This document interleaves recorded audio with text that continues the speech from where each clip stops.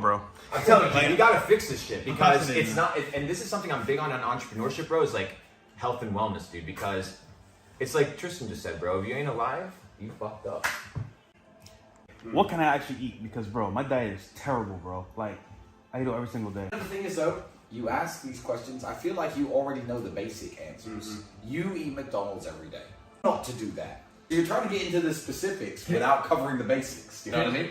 It's like when people care about fitness, what's the exact correct technique to lift this and lift that?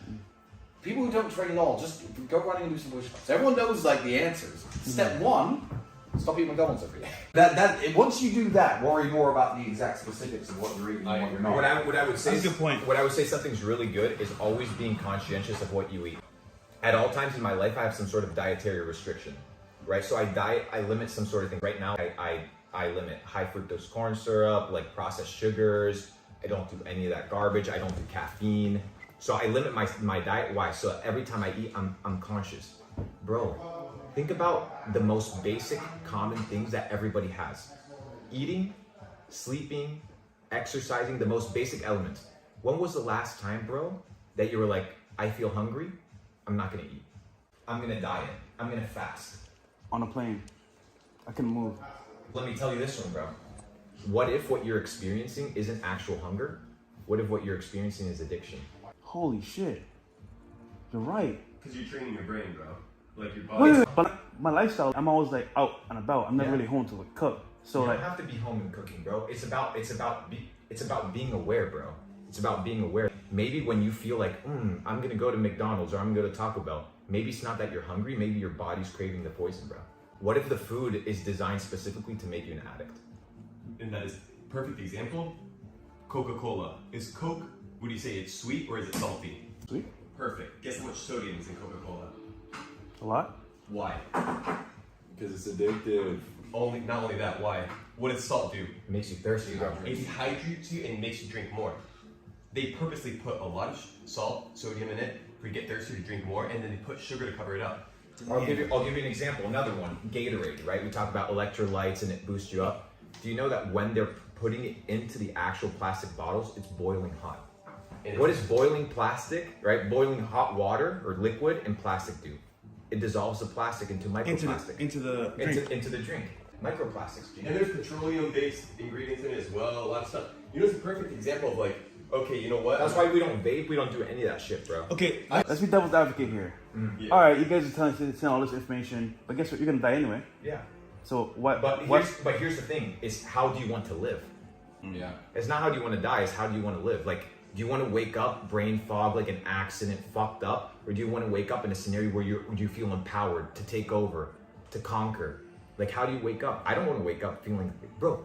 Think of how delusional it is to wake up tired. Yeah. What's the whole fucking point of sleep? It's to wake up rested. But motherfuckers are out here eating at 2 a.m. That's me, bro. We Okay, talked about it, yeah. okay. So you told me yesterday, bro. Yeah, bro. Don't do that, cause like, for example, I'll go do the podcast, then go to the club network. You know, might go to chick, whatever. Yeah. And we're, you know what? You're hungry? Yeah, I'm hungry too. We go eat, and back to the crib, do our thing, and then I go to sleep. Yeah. But like he's saying, if I eat that late, I can't process the food like I normally would, right? No. Well, there's multiple scenarios. One, your body only has X amount of energy, right, that it can expend. So the question is it going to expend the energy on repairing your body or expend the energy on digesting the food? Can't do both. So at nighttime, you got to let your body actually rest. That's why after 6, 7, 8 p.m., you should not be touching food, bro. And if you're extremely That's why this guy can get back into shape, bros, because this guy naturally lives in a state where he's doing intermittent fasting every day of his I life. eat 3,500 calories in a single meal once a day. Yeah. A lot of the time. That's better A lot of the time. That's what I do. It's the most in ideal the scenario. afternoon, not before. So I always go to sleep a bit hungry. You know, I don't have breakfast in the morning. It's I don't even realize I do it. It's your lifestyle. Yeah. So I should avoid breakfast. Avoid breakfast. Yeah, fuck. Let me tell you about the breakfast diet. Have you heard of a guy called Edward Bernays? No. Holy So shit. Edward Bernays is known as the father of propaganda. I think it was when breakfast wasn't really popular, the meat industry came to Edward Bernays, who's known as the father of propaganda, pushing propaganda campaigns, and said, we need to push more sales of bacon, more sales of meat. Can we figure out how to introduce meats into the breakfast diet? So they built an entire marketing campaign behind breakfast being the most important meal of the day. It skyrocketed. Sausage sales, bacon sales, Egg. ham sales. Bro, breakfast wasn't a thing. They made it a thing.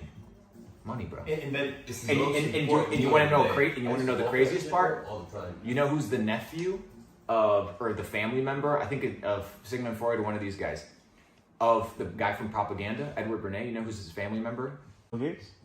Klaus Schwab. The founder of Netflix. And what is Netflix, bro? It's a Propaganda media. machines, bro. It's all propaganda machines, bro. I'm telling you, bro, the Matrix is so fucking deep. You gotta start like reassessing everything. And there's a really good verse in the Bible that says, "When I became a man, I put away childish things." Yeah. You have to be able to put away things to become the next guy, bro. You got to become the next level to get to the next level, bro. You got to put away the bullshit foods. You're stronger than that, G. If you can't control what you put in your body, then what can you actually control? So when I'm hungry, what do I do? You ask yourself, you ask yourself, do I need to eat? No. It's okay being hungry, G. You're not gonna die.